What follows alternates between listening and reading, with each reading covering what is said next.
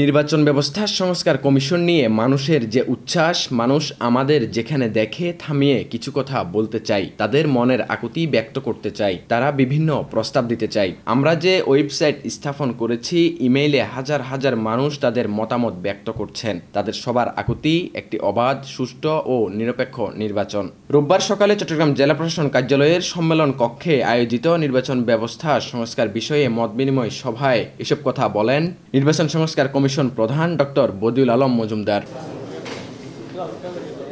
তিনি আরও বলেন, অবাধ, সুষ্ঠু ও নিরপেক্ষ নির্বাচনের মাধ্যমে আমাদের গণতান্ত্রিক ব্যবস্থাকে পুনরুদ্ধার করা। আমরা সততা ও নিষ্ঠার সঙ্গে প্রস্তাবগুলো দিব।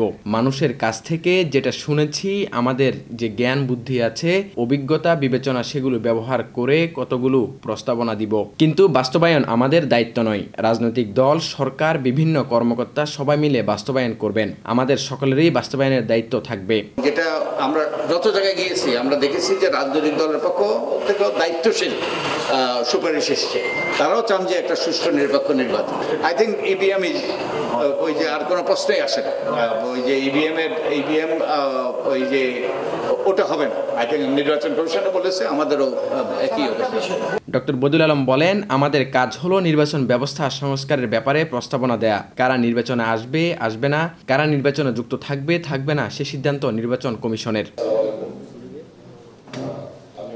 এ সময় উপস্থিত ছিলেন নির্বাচন সংস্কার কমিশনের সদস্য ডক্টর তোফায়েল আহমেদ, জেসমিন টুলি, ডক্টর মোহাম্মদ আব্দুল আলিম, ছাত্র প্রতিনিধি সাদিক আরমান ও চট্টগ্রাম জেলা প্রশাসক ফরিদা খানম। আহমেদ শারজিল, বাংলাধারা, চট্টগ্রাম।